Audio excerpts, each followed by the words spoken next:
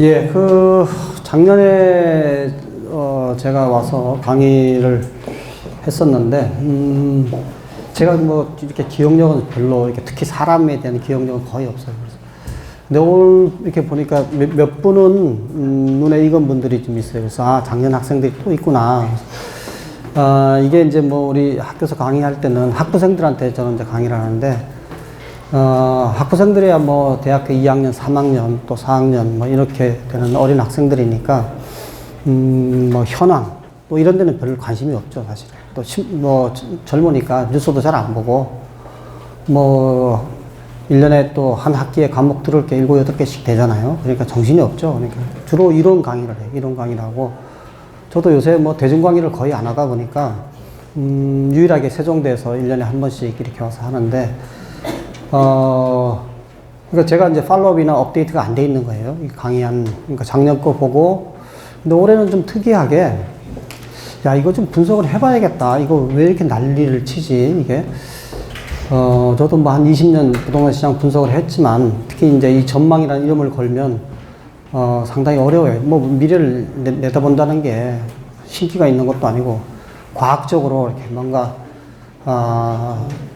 과학적인 방법으로 접근을 해야 되잖아요. 그러니까 이게 사실 쉬운 일이 아니고, 또 틀리면, 그래도 뭐 적당히 틀려야 되는데, 이거 뭐 방향이 완전히 다른다든가. 그러면 이제 변명하려고 그 사이에 변수가 어떤 게 또 달라졌을까, 뭐 이런 생각도 해보고 하는데, 제대로 된 전망이면 그걸 다 포함을 했어야죠. 그죠?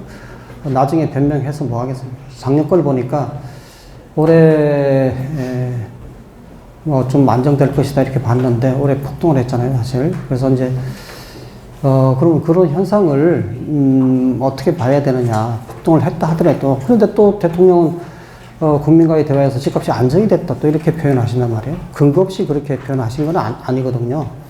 밑에 보좌진들이 뭔가 데이터를 올려드렸기 때문에, 또 그렇게 써줬기 때문에 대통령이 밑에 보좌진들을 믿고 그렇게 말씀하시는 거란 말이에요. 그럼 이 양쪽에 데이터에 어떤 차이가 있느냐.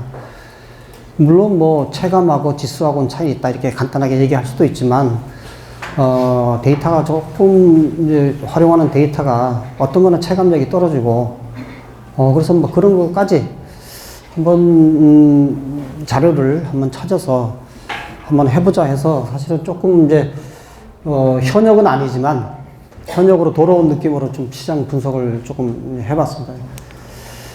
목차는 뭐 작년하고 똑같이 올해는 이제 거래량 분석이라는 게 올해는 동향의 거래량 분석을 좀 넣어봤어요.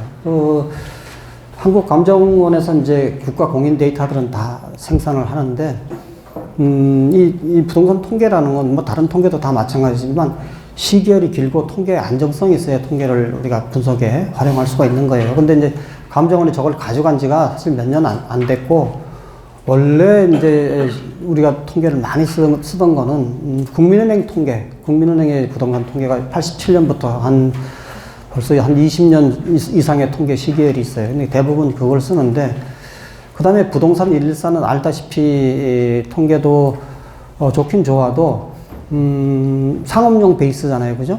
뭔가 이 거래하는 그런 네트워크하고 연관된 그런 통계라서, 거기 뭐 오랫동안 대표를 맡았던 이상영 박사를 내가 못 믿는 건 아닌데, 그래서 뭐 우리 분석을 할 때는 그 통계 자료를 쓰지는 않아요. 대부분 국민은행 통계를 써요. 근데 감정원은 국민은행 통계를 받아가서 재가공을 해서 지금 이제 시기열을 만들어서 우리한테 보여주는 통계를 쓰고요. 그런데 이제 감정원 통계 좀 뒤지다 보니까, 최근에 한 3개월 동안 여러 가지 구분이 된 연령별, 규모별, 뭐 지역별 거래량 통계가 나와서 그거를 좀 분석을 했어요. 그러니까 통계량도 뭐 시기열이 길게 있어서, 그러면 10년 전 가격 폭등할 때랑 지금이랑 거래의 주체들이 어떻게 다를까, 뭐 이런 비교까지 하면 좋은데, 제가 시간상 그걸 찾지를 못해서 일단 최근 3개월 정도의 어떤 동향만 일단 파악을 했어요. 우선 장기적으로 주택 가격의 변동의 흐름을 보면, 이렇게 변동폭은 좁아지고 있어요. 변동. 옛날에 그 80년대 말 또 2000년대 초반, 이 체감이 엄청나게 이렇게 널뛰기를 많이 했는데, 최근에는 사실 변동성이 많이 줄어들었었어요. 금융위기 이후에는. 근데 이제 작년에 작년에. 많이 뛰었어요, 작년에. 그래서 대체적으로는 이렇게 해서 이렇게 가지 않을까. 왜냐면, 어쨌든 뭐 매년 30만원, 40만원 새로 집을 짓잖아요. 걸리는 것도 있지만 주택 재고가 계속 늘어나고, 그 다음에 인구가 증가를 한다 한들 뭐 증가폭은 굉장히 둔화될 수밖에 없고, 가구가 분할을 하지만 1인 가구 숫자가 많기 때문에 그래서 주택시장의 변동성은 좀 줄지 않을까 했는데 작년에 뭐 어김없이 폭등을 했어요. 올해는 그렇게 많이 오른 건 아니에요. 그러니까 이거 통계를 놓고 보면 올해 서울이 국민의 통계로 보면 11월까지 1.83% 올랐어요. 그렇게 보면 대통령이 말이 맞는 거예요. 그죠? 이런 통계로 놓고 보면. 뭐 많이 오르지 않았지 않느냐. 우리가 체감으로 적어도 한 3% 이상 올라야 가격이 올랐다 그러지. 물가는 뭐 물론 이제 0%에 가깝긴 하지만 1.3% 올랐다고 뭐 아우성을 치고 뭐 이게 난리가 났다 이렇게 볼 수가 없잖아요. 그러니까 한편으로 보면 대통령 말씀이 맞는 거예요. 그 다음에 대전이 좀 의외죠. 4.65%나 올랐어요. 그동안에 이제 대전에 주택 공급이 없었다든가, 도심 재생 사업이 좀 지지부진했다든가, 뭐 대전에 특별히 1, 2년 사이에 뭐 인구가 내려간다든가 뭐 특별히 그런 요인은 없잖아요. 그죠? 오히려 세종시로 충남도에 있는 가구들이 세종시로 다 빨려 들어갔기 때문에 오히려 가격이 침체가 됐었는데, 그래서 최근에 기사 보면 대대광 뭐 이렇게 해서 대전, 대구, 광주 그러는데, 대구, 광주 뭐 조금 오르고, 뭐 다른 지역에 비해서는 뭐 오르기는 올랐네요. 근데 뭐 대대광이라고 표현할 정도로 저렇게 뭐 폭등을 했느냐, 그건 또 아닌 것 같고. 또 어쨌든 서울도 한 1.83% 정도 11월까지. 그래서 이제 물론 최근에 이제 기사들이 이제 계속 주목하는 거는 하반기 들어서 상승폭이 커진다라는 거잖아요. 이제 그래서 이제 이게 연평균으로 하면 최근의 분위기를 반영 못한다 이렇게 볼 수도 있긴 있는데, 어쨌든 연초에는 좀 떨어졌고, 뒤에 이제 그 월별 시계열이 나오는데, 그 다음에 전세 가격입니다. 전세 가격은 서울은 11월까지는 국민은행 통계에 의하면 0.24% 떨어진 걸로 돼 있어요. 전국적으로도 떨어진 걸로 돼 있고, 전국적으로 가격은 또 떨어진 걸로 돼 있고, 그 다음에 부산, 대구 좀 오르고, 대전 오르고, 다 떨어지고, 특히 울산 같은 데는, 우리나라 중화공업지역이니까, 특히 조선, 자동차, 뭐 이런 자동차는 뭐, 어쨌든 뭐 현상 유지는 하는 것 같은데, 전 세계적으로 뭐 M&A나 뭐 이런 걸 통해서 규모들이 확장되면서 서로가 치열한 경쟁을 하니까 현상 유지한다는 것도 별로 좋은 건 아니죠. 그래서 울산 지역 같은 경우는 이렇게, 뭐 마찬가지죠. 다 아시죠? 창원, 거제, 이런 쪽 다 엉망인 거 아시죠? 사천까지도 다 그쪽 지역은 이 중화공업지역이기 때문에 경기가 안 좋으니까. 뭐 그렇다고 해서 뭐 내년에 경기가 조금 나아진다고 해서 그런 그 오래된 산업 지역 이런 지역이 뭐 벌떡 일어날 수 있느냐? 제가 볼 때는 점점 더 아주 혁신적으로 예를 들면 한 10년 전에는 울산도 혁신 산업을 키우겠다. 뭐 자동차도 지금 말하면 이제 4차 산업혁명이죠. 뭐 그런 식으로 다 해서 새로운 산업 형태로 바꾸겠다. 근데 그게 이제 트랜스퍼가 안 됐어요. 바뀌질 못하고 시도만 계속 하다가 하여튼 뭐 그래서 이렇게 요것만 놓고 보면 대통령께서 말씀하신 것처럼 주택시장은 안정됐다. 전국적으로도 집값 떨어졌고 전세 가격도 떨어졌고, 특히 서울 보면 전세 떨어졌고 매매 1.83. 12월 달에 좀 오른다 해서 한 2% 오른다 칩시다. 그래봐야 2%잖아. 다 더해봐야. 그죠?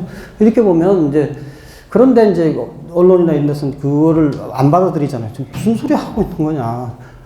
강남은 한 3억, 4억씩 오르고, 강북도 한 1, 2억씩 올랐는데 이게 무슨 소리 하냐.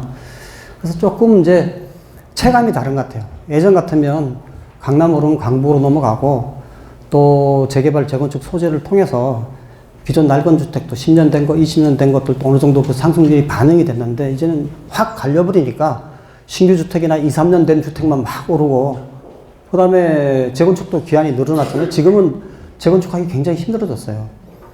제일 먼저 재건축하려면 안전진단을 통과해야 되잖아요. 그죠?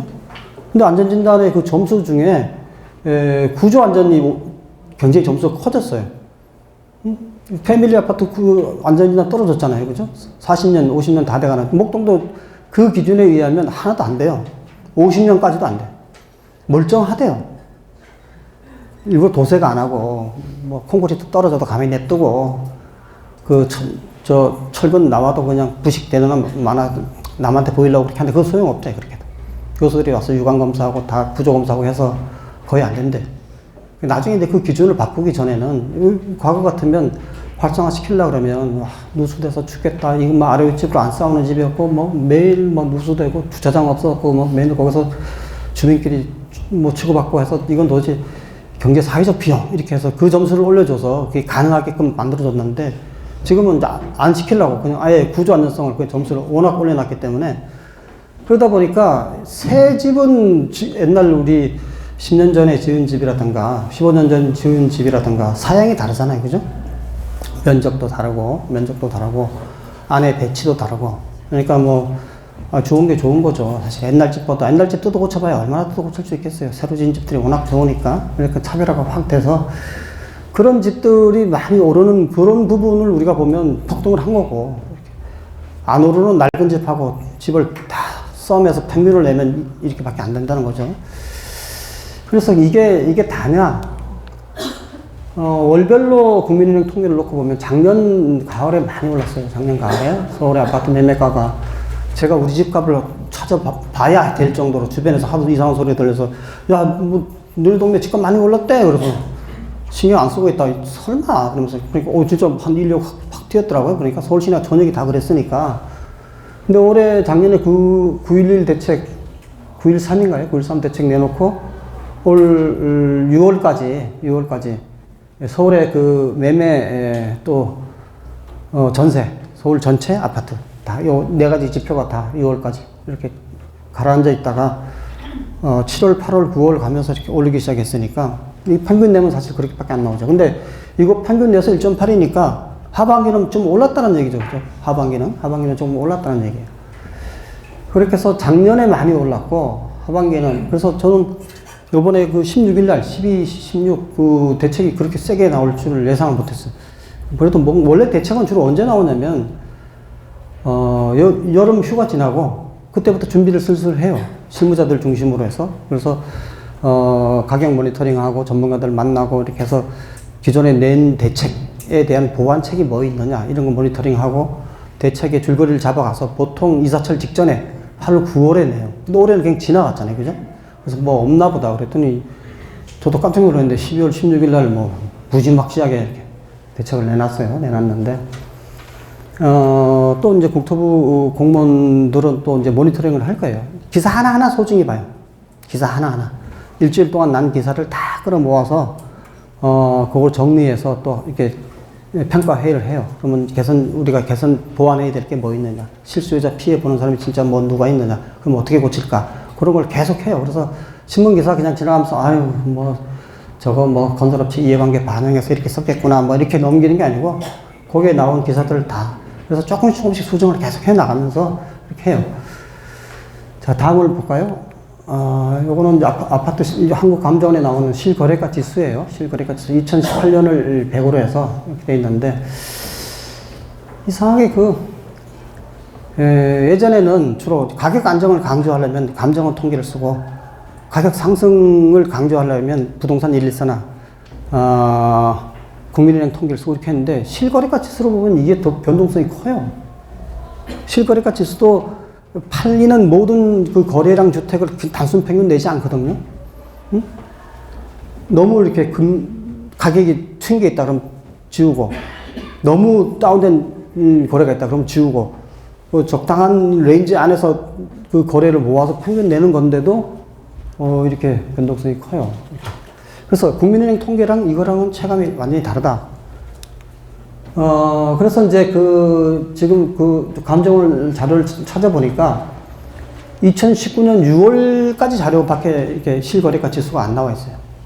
그래서 2016년 6월 자료를 전년 동기 대비 작년 6월 자료하고 비교한 거고 작년 6월 자료는 2017년 6월 자료하고 비교해서 변동률을 나타낸 그 그래프예요.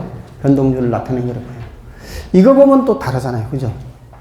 이거 보면 2017년에 10.5%가 올랐고 2018년에 14.2%가 올랐고 2019년 6월까지 전년 동기 대비해서 10.5% 올랐어요. 이거는 좀 마음에 들죠. 이거 마음에 든다는 것보다는 현실하고 좀 가깝잖아요. 그죠? 아까 그 국민은행 통계는 작년 9월에만 펄쩍 뛰고 올해는 변동이 별로 뭐 2% 기껏해야 연말까지 가야 한 2% 정도 될 텐데 이거 보면 아 그럼 그렇지 이 정도는 올랐지 이게 그 체감하고 맞잖아요. 그죠? 그죠? 그래서 실거래가에서 오를 때는 굉장히 높은 가격 쪽으로 가고 내려갈 때는 그 우리가 생각하는 보다는 훨씬 밑에 쪽으로 가격 가고 해서 이렇게 변동성이 커지는지는 모르겠지만 어쨌든 이게 만약에 11월 통계까지 있어서 전년 11월하고 비교하고 또 11월하고 비교하고 이렇게 했으면 이런 숫자는 딱 떨어지게 요 숫자는 안 나왔겠지만 비슷하게는 나왔을 거예요. 비슷하게. 조금 이제 상승률이 좀 달라질 수는 있겠죠. 오히려 제가 볼 때는 이 실거래가 지수의 변동이 현실하고 좀 감이 좀 맞지 않느냐. 현실하고. 아까 국민은행 지표는 너무 작게 나오잖아요. 그죠? 전국이 뭐 마이너스로 가고 전세가 마이너스로 가고 야 이렇게 태평성대 안정돼서 부동산 대책이 효과가 있었구나 라고 느낄 텐데 이걸 보면 그게 아니네. 뭐 3년 동안 요 단순 상승률만 나타내도 30% 이상 올랐네. 이게 우리가 느끼는 체감하고 비슷하잖아요. 그죠? 실거래가 지수로 통해서 본 게. 그래서 5대 광역시를 보면 뭐 일부 대전 같은 데 오른 데는 있지만 지금 계속 떨어지고 있는 중이고 전국 기준으로는 비슷해요. 이게 통계 숫자를 이 모수가 워낙 크니까 어느 정도 반영을 하는 것 같고 서울은 그러니까 현실적으로 지금 많이 오르고 있다. 현실적으로 실거래가를 기준으로 놓고 보면 많이 오르고 있다 이런 얘기예요. 그래서 아까 모두에 말씀드린 대로 이 통계 지표가 국민은행 통계를 쓰느냐 부동산 일사 통계 쓰느냐 감정원의 가격 지표를 쓰느냐 실거래가 지수를 쓰느냐 이거는 연구자들이 보고 판단하고 선택을 해야 되는 거예요. 이 현재를 좀 설명하려면 이게 맞다라는 거예요. 이게 대부분 다들 머릿속에는 이게 맞다고 생각하고 있는데 국민은행 통계 가지고 집값이 안정돼 있습니다 라고 얘기하니까 좀 이상하네. 무슨 통계를 쓴 거야? 통계 혹시 조작한 거 아니야?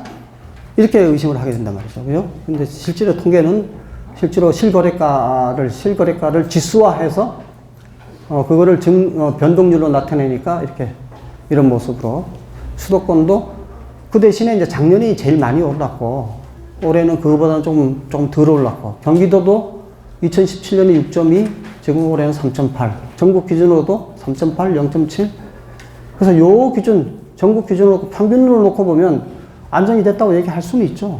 전국 기준으로 놓고 보면. 근데 서울로 보면 이거 뭐 어마어마하게 지금 폭등을 한 거니까요. 자, 그 다음에 평당 분양가입니다. 이거는 제가 근무했던 회사 주택도시보증공사에서 분양가를 산정을 해요. 이 분양가라는 게 데이터가 정확하지는 않아요. 서울에 예를 들면 2018년에 3천억원 분양됐다. 그럼 그 평균했을 거 아니에요. 그죠? 근데 올해 5천억원 분양됐다. 그럼 5천억을 또 했을 거 아니에요. 그죠? 그러니까 얼음으로는 맞는데 데이터가 같은 이제 분모가 아니라는 거죠. 네, 그래서 조금 차이 나고 또 올해 분양한 것 중에 강남이 30%, 광북이 70% 했다. 또 어떨 때는 강남이 50%, 광북이 30% 했다. 그럼 이게 확 달라져요. 어디서 분양 많이 하느냐에 따라서. 근데 올해는 특별히 강남에서 많이 한 것 같지는 않은데 그래도 뭐 강남이 많죠. 재건축이 워낙 지금 물량이 다 관리처분 지나서 분양으로 한꺼번에 갔으니까 초과이익 환수제 피한다 어쩐다 하면서 올 초부터 난리를 쳤잖아요. 그죠? 평당 2,600이에요. 요 천원 단위니까 평당 2,600. 앗소리 나오죠, 사실은. 평당 2,600이면 강북에서도 요새 우리 직원들하고 뭐 자주는 못 보는데 어쩌다 한 번씩 만나서 각 지사에 예를 들면 대전지사장은 대전에 있는 계룡건설이 서울에서 분양을 하면 그 대전지사에서 관리를 해요. 그러면 계룡건설이 어디서 재개발을 했다. 그럼 뭐 강북에서 뭐 어디를 하든 한 2,000, 뭐 업체 입장에서는 2,300, 400, 500까지 달라고 그럴 거 아니에요. 맡아달라고 그럴 거 아니에요. 근데 우리 회사 입장에서 뭐 주변하고 비교해보고 이렇게 하면 그래서 2,200에 내줬다고 저한테 그러더라고요. 그러니까 제가 잘 아는 지역인데 그것도 우리 동네 근처라서 100대 1쯤 된 것 같아요. 100대 1. 청약 경쟁률이. 제가 볼 때는 약간 비싸다라고 느꼈는데 한 100대 1쯤 되는 것 같더라고요. 그러니까 이 지방의 중견사가 서울 올라와서 재개발을 통해서 그렇게 빅히트를 친 건 최근이에요. 서울 물량은 뭐 사실은 4대 그 메이저 아니면은 재개발을 재건축으로 따낼 수가 없죠, 사실은. 근데 지금은 이제 이 주택도시보증공사에서 정비사업 대출 보증이라든가 이런 걸 해주니까 중견사업들까지 막 뛰어들어서, 그래서 서울 시내에도 지금 뭐 호반, 뭐 중흥 이런 회사들 많이 들어와 있어요. 예전 같으면 시내에 있는 거 다 뭐 대림 아니면 대우 아니면 현대 아니면 삼성 다 그런 회사였잖아요. 지금은 뭐 중견사들이 많이 들어와 있어요. 그래서 놓고 보면 2016년, 17년, 18년, 19년 보면 일단 평당 2천만 원대로 들어선 거는 2016년이고요. 그 다음에 2017년 2,100만 원, 18년 2,280만 원대, 거의 90만 원대죠. 2,600. 상승률로 보면 4.76, 3.65, 69, 6.83, 13.6. 이러니 정부가 깜짝 놀래갖고, 그리고 새집 선호를 많이 하고, 저기 높으니까, 이거 냅두면 계속 올라가요. 한남동 보세요. 한남동 3개 건설업체가 경쟁이 붙었는데, 8천만 원 만들어주겠다 그러는 거 아니에요? 8천만 원. 우리가 보면 뭔 소리 하는지 잘 이해가 안 가잖아요? 근데 한남 더힐이 그게 원래 임대로 분양했다가 분양 전환을 하면서, 물론 이제 감정평가가 서로 가격이 틀려서 난리를 치긴 했지만, 지금도 시설을 인정받는 게 6,500 이상이에요. 그 앞에 또 그 길 건너, 정류장이 있는데, 그 음북 파진대, 거기 LH가 가지고 있던 땅을 어떤 건설사가 가져갔죠. 그게 어딘지 모르겠는데, 저 있을 때 분양 승인 내달라고 난리가 났었는데, 저도 어차피 이제 뭐 한두 달밖에 안 남았는데 그거 가지고 붙잡고 늘어지기는 그래서 좀 미루다 그냥 나오긴 했는데, 거기도 어쩔 수 없이 또 임대로 들어갔어요. 임대로 했어요. 근데 거기도 내달라는 가격이 거의 한 7천, 8천이에요. 그런데 요번에 이제 저기서 다 조사해서, 국토부라든가 서울시 조사해서 뭐 20몇 건의 불법 행위를 적발해서 다시 입찰을 해라, 뭐 어쩌고저쩌고 하는, 거기에 내건 조건이 평당 8천이에요. 강남 지역이라 그러면 고개를 끄덕끄덕하고, 그래도 좀 세지 않나? 뭐 다른 주변하고 비교해서 110%안 넘도록 관리하자, 뭐 이렇게 하는데, 여기는 느닷없이 그냥 8천씩 막 튀어나오니까 정부 입장에서는 어떻게 하겠어요? 이렇게 안 그래도 평균 낸 것도 13.6% 올랐는데, 거기다가 사실은 한강 조망권을 가진 한남동 라인에서 거의 8천이 막 튀어나오니까, 뭐 분양가 상한제 초강수 들고 나온 거죠. 냅두면 계속 올라가요. 어차피 업체라고 하는 거는 주민들 편히 봐주고, 주민들 편히 봐준다는 게 뭐예요? 응? 자가 부담금을 줄여주는 거잖아요. 그죠? 자가 부담금을 줄여주려면 분양가가 올라가야 되죠. 그게 제일 쉬운 방법이잖아요. 응? 그러면 주민들 동의율 높아지고, 그냥 문제없이 잘 조합이 굴러가는 거 아니에요? 근데 저렇게 이제 탁 막아놓으면 그때부터 이제 뭐 비대위 생기고, 뭐 싸움이 시작되고, 뭐 소송 걸리고, 뭐 이렇게 하면서 이제 늦어지고 이렇게 하는 거예요. 그죠?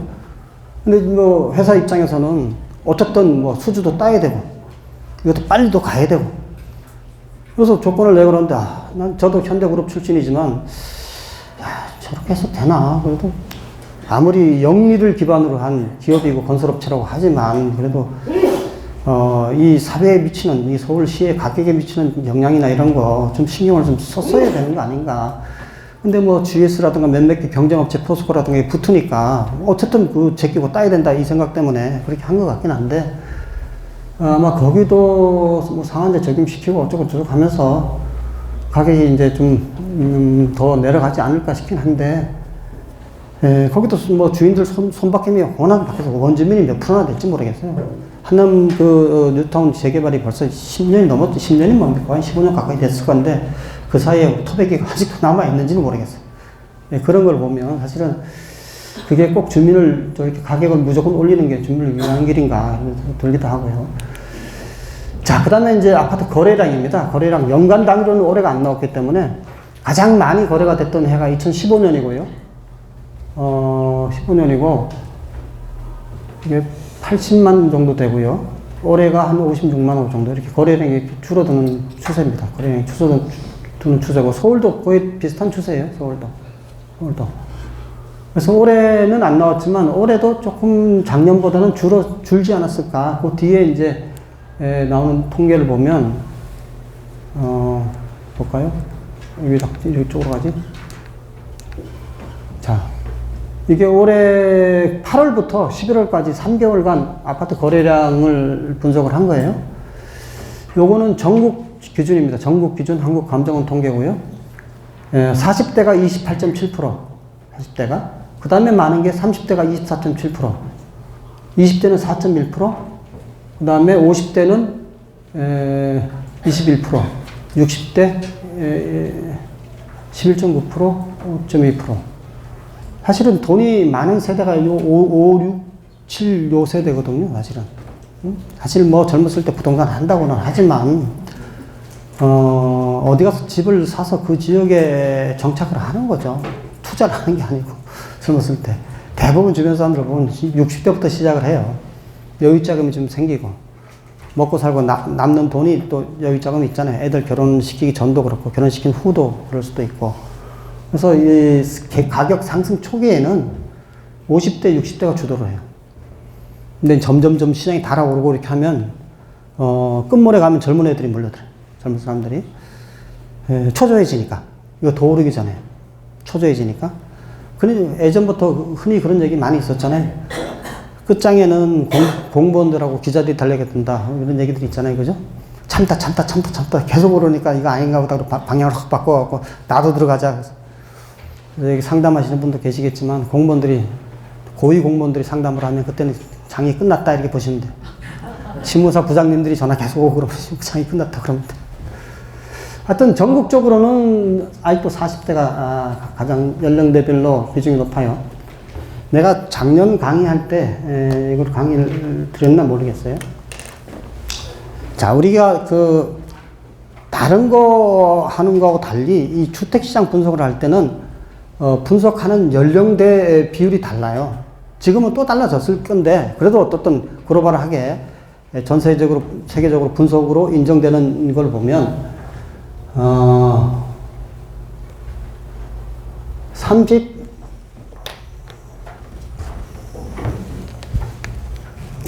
주택시장에서는 34세 정도를 가장 중요하게 봐요.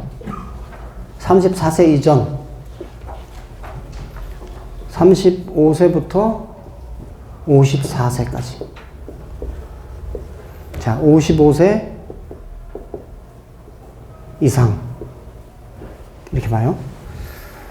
근데 이제 이거는, 아마, 뭐, 우리나라 기준이 아니라 산업화된 시대에 대체적으로 어느 나라나 이런 이제 연령의 기준이 있었을 거예요. 예전에는 정년이 55세였잖아요. 그죠? 우리 민간기업에서는 사실상 또 이렇고요. 요새는 좀 늘어서 60대까지 하지만 55세 넘어가면 결재권을 안 줘요. 대부분 전문위원이나 뭐 이렇게 해서 월급은 주는데 인사권이나 예산권이 없어요. 힘이 없는 거죠. 골방에 이렇게 모여서 한 5년 동안 이렇게. 근데 그걸 또 65세로 늘리자 그러긴 하잖아요. 과거에는 55세였어요. 34세는 왜 34세냐?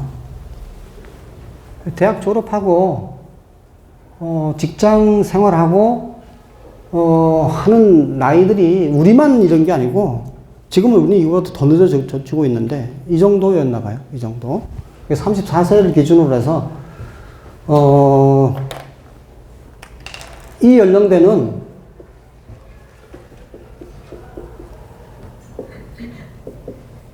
주택을 한 25% 정도가 소유를 해요.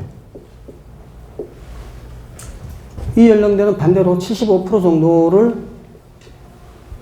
임대를 해요. 임대. 그래서 우리나라도 5년마다 인구 센서스 조사를 하잖아요. 거기에 가구, 주택 조사를 다 해요. 연령대별로 주택 소유가 나와요. 그걸 계산해 보면 얼추 비슷해요. 뭐 2000년대 초반 그럴 때면 뭐 한 26, 지금 많이 내려왔어요. 이 젊은이들이 집을 보유한다는 게 어렵나 봐요. 지금 한 24 이렇게 내려오긴 했는데 그래도 25 플러스 마이너스잖아요. 그죠? 그 다음에 34세에서 54세 이 기간에는 주택 보유가 55%로 늘어요. 45%가 임대를 해요. 45%가. 내 집 마련을 집중적으로 하는 시기죠. 애 낳고 애들 이제 초등학교 들어가려고 할 때 남자들은 대부분 스트레스를 받아요. 응? 우리 애 초등학교 들어가는데 또 괜히 뭐 요새 그렇잖아요. 임대주택에 사니 뭐 집이 있냐 뭐 어쩌고저쩌고 뭐 그런 것 때문에 다들 고민을 해요. 내 집을 꼭 사야 되느냐 이런 고민들을 하게 돼요. 다른 나라도 다 마찬가지니까 이런 구분이 나왔겠죠. 그 다음에 55세를 넘어가면 45% 정도가 집을 보유를 하고 나머지 55%는 다시 임대로 살아요. 응? 소득이 없으니까. 그죠? 있는 재산 좀 팔고 노후 생활을 해야 되잖아요. 이게 정상이에요. 근데 아시아 국가들은 특히 일본이나 우리나라 같으면 이게 70%대로 뛰어요. 오히려 줄어. 반대로. 이게 일반적인데, 일반적으로 다른 나라, 서구 선진국들은 대부분 이런데, 우리하고 일본 같은 경우는 이게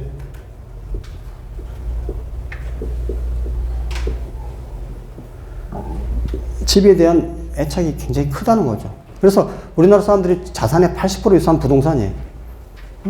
뭐 누가 주식을 하겠어요. 뭐 은행 넣어놓는다 하지만 그건 거의 요새는 보관이죠. 보관. 그것도 5천만 원 넘으면 안 되니까 이 은행 저 은행 뛰어다니느라고 정신이 없어. 사실. 이 은행 가서 이자 그 코딱지만한 이자 받아오고 또 저 은행 가서 하고 또 농협이 좀 좋다 그러면 글로 옮겨놓고 뭐 난리가. 예전에는 그런 것도 모를 때는 여기다가 한 10억 넣어놓고 한 5억 넣어놓고 버텼는데 이 저축은행 사고 나고 뭐 은행 외환위기 때 뭐 은행들 뱅크럽 되고 하니까 뭐 그때 이제 한도가 은행별로 계좌별로 5천이다 그걸 알고 나서 우리나라는 이 비율이 늘어나요. 이런 흐름을 놓고 보면 40대에서 저 비중이 굉장히 높은 거는 이해를 하는데 30대가 너무 높지 않나 30대가. 사실 30대 해봐야 우리 남자들은 군대 갔다 오고 대학 졸업하면 27이에요. 그죠? 26, 7에. 또 해외 연수 한 1년 갔다 오면 28. 그 취업 준비한다고 이리 뛰고 저리 뛰고 해서 뭐 자기적으로 한 50개 나가고 어떻게 다 면접에서 걸치면 그게 거의 30 가까이 돼요. 아무리 연봉이 높은 대기업이라 하더라도 처음에 얼마를 주겠어요? 응? 처음에 또 돈 만지니까 얼마나 신나. 뭐 이 카드 저 카드 만들어갖고 뭐 평소에 부모님 눈치 보고 못 샀던 거, 방 꾸미는 거, 뭐 난리가 아니죠, 뭐 난리가 아니죠. 또 돈을 어떻게 모아? 오히려 카드 빚이 없나 몰라. 일단. 그런 계층에서 저렇게 집을 많이 산다.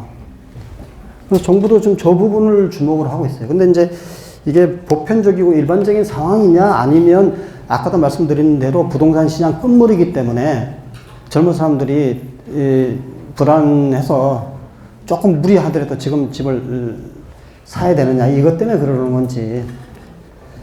그래서 조금 더 볼까요? 지금 깜짝 놀랄 부분이 이 부분이에요. 서울은 어떻게 되냐면 30대가 제일 많아요. 이럴 수가 있나요? 서울시값이 평균이 지금 8억 8천에다가 거의 9억에 가까운데 9억을 30대가 어떻게 모아요? 이게 말이 안 되잖아요. 그러니까 이제 지금 12, 16 대책의 핵심도 투기자로 보는 거예요. 근데 30대가 무슨 투기자겠어요. 30대가. 이런 게 제일 정책에서 힘든 거예요. 대책이 없는 거예요. 이런 게. 이게 만약에 50대가 이렇게 됐다. 60대가 됐다. 때려잡아야 된다. 이건 투기꾼이다. 집도 사본 경우도 많은 사람들이고 여유자산 가지고 투자를 했다. 투기꾼이다. 때려잡아라. 그러면 은행 대출을 쪼자. 뭐 쪼줘. 근데 이건 30대예요. 30대. 말은 안 하지만 지금 속이 부글부글 하는 거죠. 정부 입장에서도. 잡을 방법이 없어. 30대 젊은 애들이 집을 사는데 얘네들이 무슨 뭐 LTV 디타에 돈 빌려서 집을 사냐. 뭐겠어요. 부모님들이죠. 그래서 부모님들이 주목을 하는 거예요. 요번 대책에도 마지막에 조그만하게 나왔지만 철저하게 자금 출처를 조사하겠다. 그걸 상설화 시키겠다. 그래서 앞으로는 자식들한테 여기 계신 분들도 물려줄 때 근거를 다 남겨야 돼요. 근거를. 30대가 어떻게 집을 사냐고, 서울에 8억을. 응? 맞벌이 한다 해도 좋아요. 맞벌이 한다 해도 30대에서 맞벌이 해도 뭐 결혼 생활 한 4, 5년 했다. 아니, 직장 생활. 그러면 이제 한 대리 정도 됐을 거 아니에요. 대리가 받아봐야 얼마나 받겠어요. 응? 아직 증권회사나 펀드 매니저 같은 뭐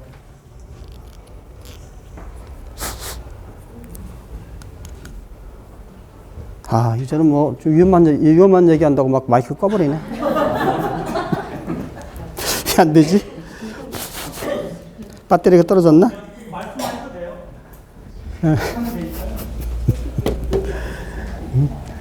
아니, 그래서 이 지금 30대가 비중이 너무 높아요. 31.15%잖아요. 그죠? 40대가 28.77. 아니, 50대는 뭐 하는 거예요? 18.87밖에 안 돼요. 50대가. 돈 많은 60대는 11.28%밖에 안 돼. 요즘, 지금, 사실은 재력이 있는 사람들은 여기인데, 돈을 모아서 쌓아놓고, 주식도 불안하고, 그렇다고 펀드는 잘 모르겠고. 너무 세게 당기면은 끊어져 버리니까요. 예, 예. 아, 그래서 그래요? 왜 내가 잡으면 안 나오지? 뭐 하시는 거예요, 도대체? 응? 아, 너무 멀리 가서 그런가? 저쪽으로? 맞지. 그냥 할게요. 맛있어. 예. 사실. 예, 그래서, 하여튼, 정부 입장에서도 이게 참 힘든 거예요. 이게, 이 30대를 두들겨 잡겠다 그러면 여론도 안 좋아지고, 이제 내 집 마련을 처음으로 하겠다는 사람들인데, 그리고 실제로 30대가 강남에 집을 사는 사람도 있겠지만 대부분 강북 지역에 집을 살 거 아니에요. 그죠? 근데 이걸 어떻게 때려잡냐고요. 이게 말을 못하고 좀 끙끙끙 대곤에 있는 것 같긴 한데, 어쨌든 이건 아까 저 앞에서 보신 것처럼 3개월 추세니까, 3개월 추세니까. 그런데 이제 강남 지역 같은 경우는 30대가 접근하기는 좀 어려워요. 그죠? 40대가 34.6%예요, 강남은. 그럼 서울 시내 전체로 놓고 보면 30대가 제일 많다. 강남은 40대다. 그럼 강북 지역은 전부 30대라는 얘기예요. 강북 지역이 30대가 제일 많이 늘어났다는 거 아니에요. 그래서 지금 보면 상당히 본인들 힘, 또 대출도 뭐 LTV가 좀 많이 그래도 낮아져 있는 상태니까 8억 이하라 하더라도 예전처럼 뭐 70%가 아니잖아요. 그죠? 서울은 다 뭐, 투기 과잉적으로 묶여 있기 때문에 그럼 나머지 돈 어디서 났냐 이거죠. 그래서 다들 그렇게 생각해요. 아이, 설마 내가 걸리겠어, 조사하는데.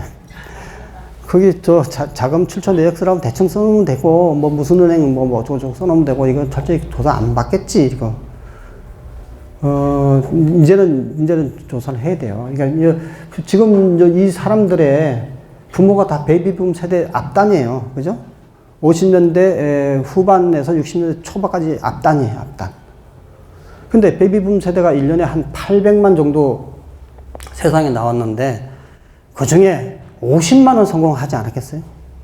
응? 물론 뭐 나머지 750만 명도 각자 자기 위치에서 다 성공을 했죠.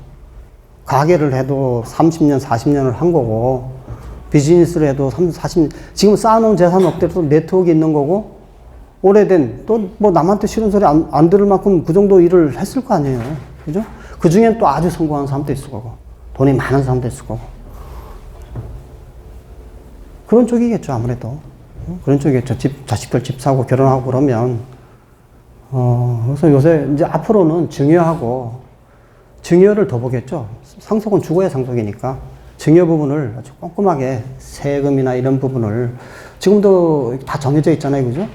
얼마까지 또 몇 년 지나면 거기 해소되는 기간이. 그러니까 애들 돈 나눠줄 때도 잘 나눠줘야 돼요. 그냥 옛날처럼 무턱대고 현금이니까 현금 1억이다. 자, 가져가. 나중에 자기는 어떻게 할 거야? 왜 쓸데없이 현금을 1억 찾았냐 그러면 어떻게 할 거야? 어떻게 그걸 얘기를 할 건데.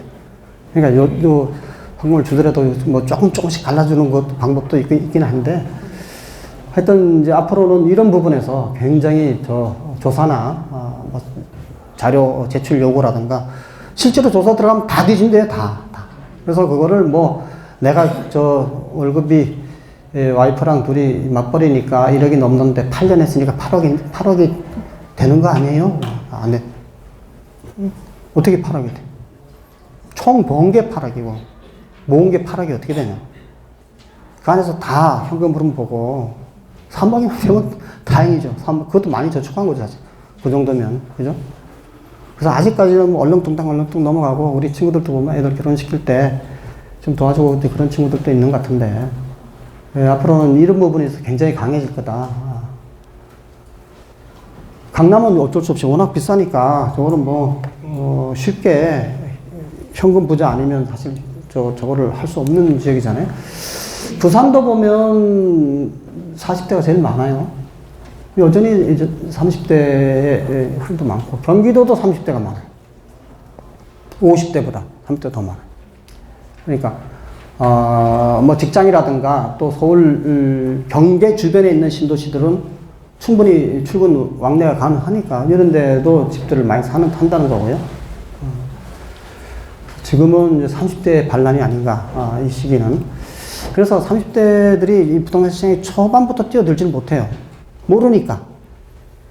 모른다고 하는데, 지금 이제 벌써 서울에서만 쳐도 6, 7년을 봐왔잖아. 이제 아는 거야. 이게 정부가 저렇게 큰 대책을 내놓으면 떨어지는 게 아니라 6개월 지나서 또 다시 오르는구나, 이게. 또 오르는구나. 이렇게.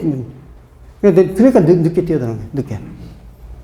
초반전에는, 초반 장이 시작되는 초반전에는 대부분 50대, 60대들이 뛰어들어요. 살아온 경험이 있으니까. 이렇게 되면 전세 가격이 오르기 시작하고, 오르면 매매 가격을 뒤에서 받쳐주고 밀어주니까, 올라가기 시작하겠구나. 이렇게 뛰어드는 30대들은 지금 앞뒤 안 가리고 지금 매매 전세 비율이 어떻게 되는지도 모르고 그냥 들어가는 게, 이참에 잡아야 된다. 그래, 한 이자 내고 한 10년 동안 뭐 고생하지. 10년 후면 2배 돼 있겠지? 이런 생각을 하는 거예요. 10년 후에는 2배 돼 있겠지? 이런 생각을 하는 거예요. 지금 당장 떨어진다 하더라도. 자, 그 다음에 규모별로 보면, 65에서 85회배까지, 24평에서 32평까지, 33평까지가 제일 많다는 거예요.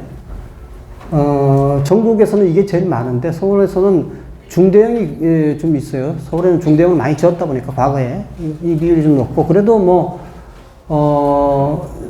그 다음에 41에서 60 사이인데, 이런 니치 평형이 있는지는 모르겠는데, 18평형이겠죠? 18평형에서. 이거 두 개 더하면 거의 한 74%, 3% 좀 넘어요. 3%. 다, 그러니까, 그 안에서 움직인다라고 보면 되고요. 우리가 평형이 딱딱 정해져 있잖아요. 그러니까 이 니치한 그 중간중간에 규모들은 요새 일부러 뭐 새로 이렇게 출시를 하는 경우는 있는데, 재고를 놓고 보면 사실 얼마 안 되기 때문에, 그래서 30대들, 강북, 또는 경기도 지역, 그 다음에 중소형들, 이걸 주목한다는 거죠. 이거를 주목한다. 이 수요가 제일 많다는 거예요. 이 수요가. 자, 그 시간을 제가 하도 떠들어대니까 이거 잘못하면 또 밥 못 먹어요. 그러니까 제가 시간을 가끔 한 번씩 보면서 시계가 없어서. 자, 넘어가시죠. 그 다음에 이제 주요 변수 부분이에요. 그러니까 매년 전망할 때 제가 무슨 뭐 경제학 전문가 아닌데 이 국내 전망에서 정확하게 써놓으면 여러분들한테 설명은 할 수 있지만 그게 뭐 굳이 그렇게까지 있느냐. 그래서 요거는 KDI 자료예요. KDI 2020년 전망 자료예요. 가장 중요한 연간 상승률만 놓고 보면 올해보다는 조금 낮은다라는 거예요. 근데 이제 저게 낮은다는 게 아니고 기저 효과가 있기 때문에 물론 예산도 증액이 됐죠. 예산 효과도 있고 그 다음에 작년이 워낙 낮은 데서 낮은 데서 올라가잖아요. 그러니까 어떻게 보면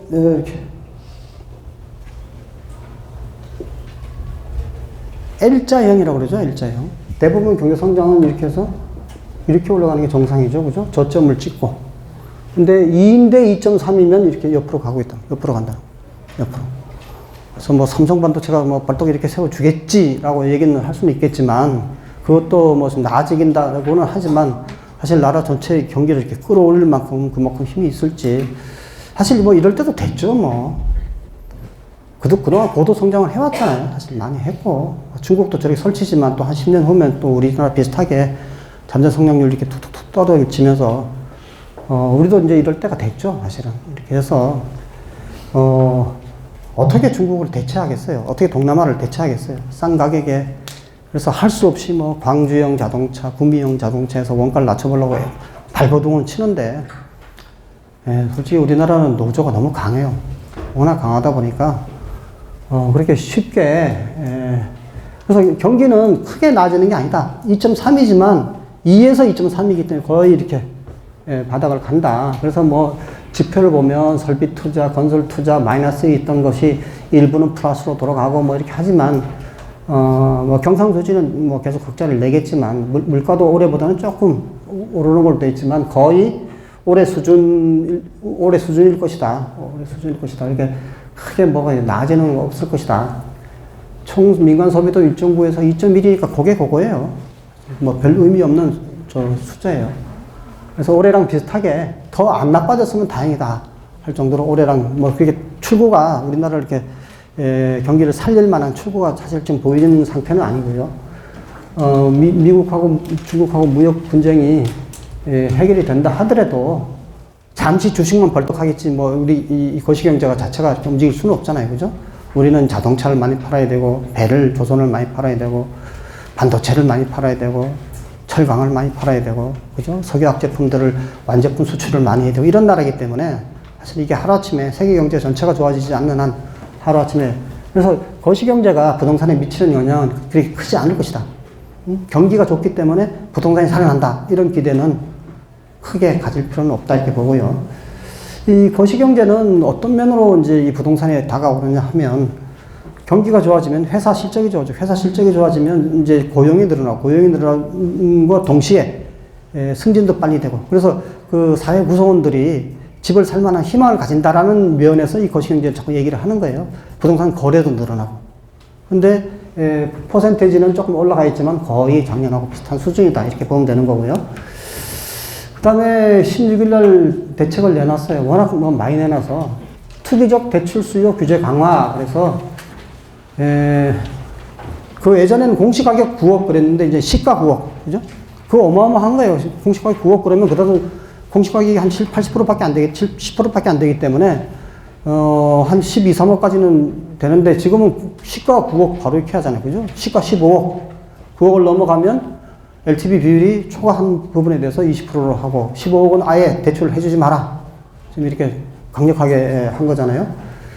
그 다음에 보유세, 양도세는 6개월 동안 밀어줄 테니까 팔아라라는 거고 보유세는 좀 많이 올라갔어요. 보유세도. 그래서 그 대신에 이제 65세 이상 한 채를 보유한 사람들이 나는 직업도 없고 집안에 가만히 앉아 있는데 어떻게 나보고 1,000만 원, 2,000만 원 내라 그러느냐 그랬더니 그거는 깎아줬어요. 그 부분은. 이걸 보유세 강화를 하면 항상 생기는 문제가 그거니까 그쪽 부분에서는 아주 미세하게 세율을 좀 깎아줬어요. 그 다음에 아까 얘기했듯이 자금 출처, 전수 분석, 신고 항목 구체화, 조달 계획서에 증빙 자료까지 다 제출해라. 또 이걸 일자리를 늘리려고 하는지 상시 점검하는 사람들을 만들겠다. 그래서 이게 이제 앞으로는 이 증빙하고 전쟁이 될 거예요. 증빙하고 전쟁. 지금 시기가 그런 시기잖아요. 베이비붐 세대들이 자산을 일부 물려주기 시작하는 시기가 이제 도래했기 때문에 국세청이 이제 바빠지는 거고 이런 특히 나머지 금융거래들은 눈에 다 보이잖아요. 전산.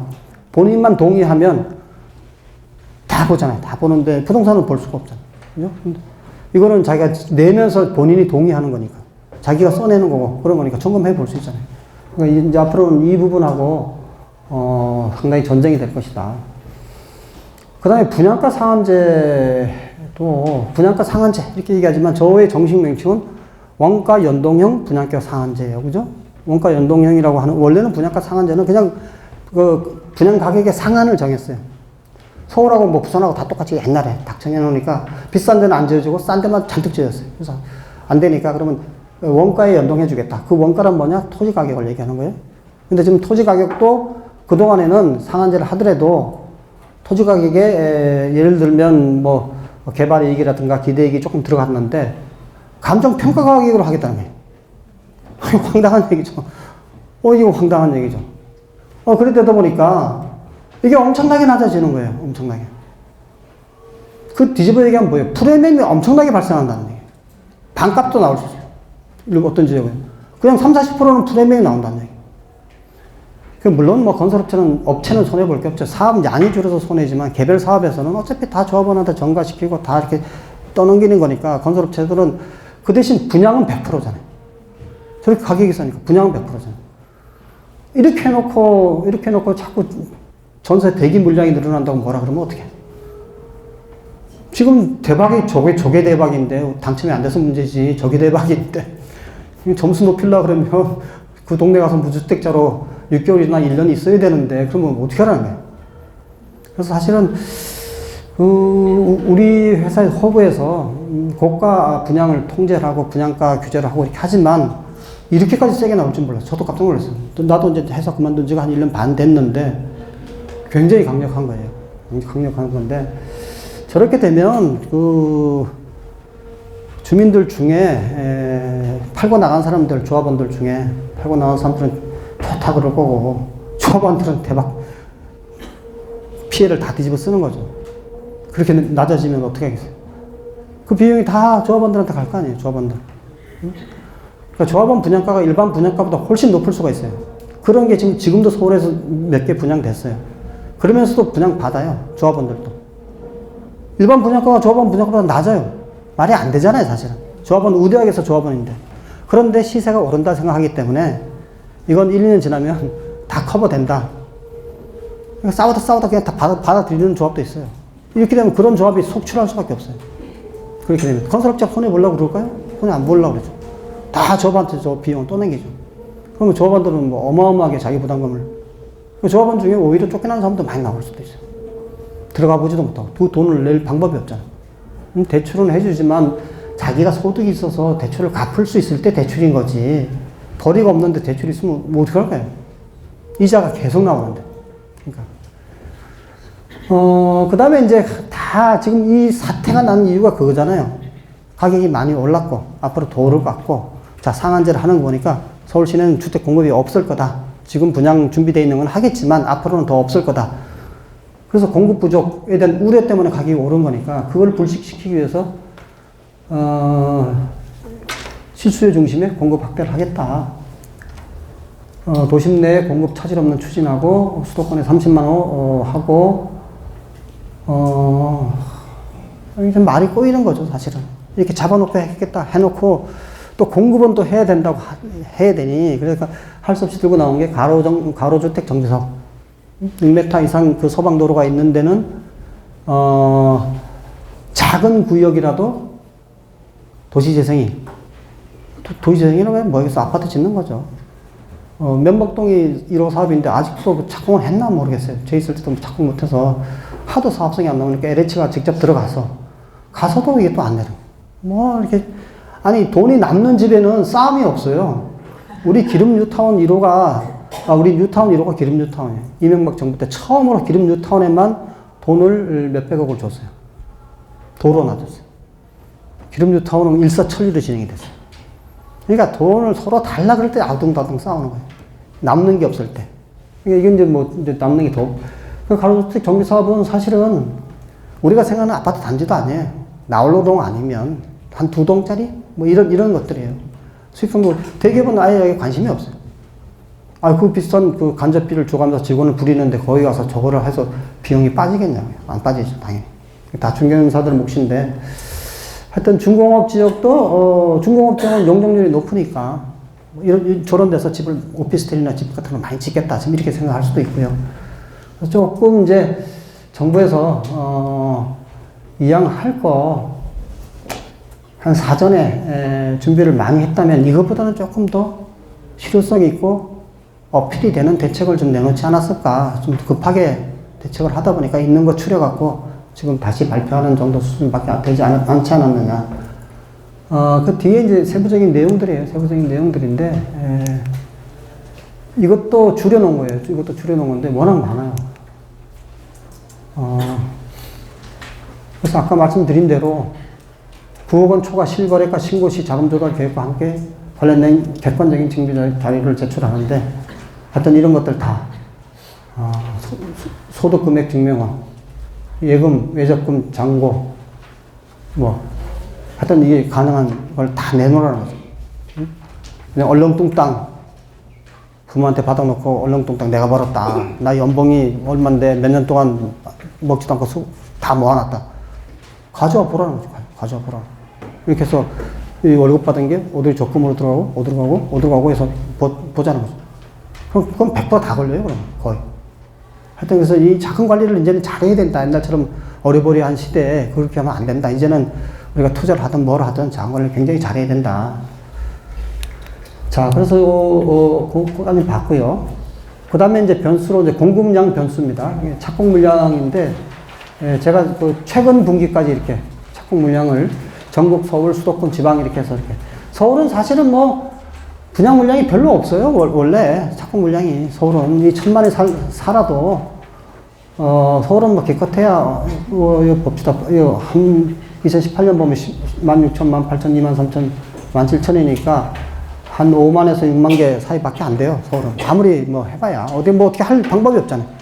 뭐 어디 나대지가 남아있는 것도 아니고, 땅도 뭐 이렇게 있는 것도 아니고. 전국으로 놓고 보면 2017년 4분기가 가장 분양 물량이 많았어요.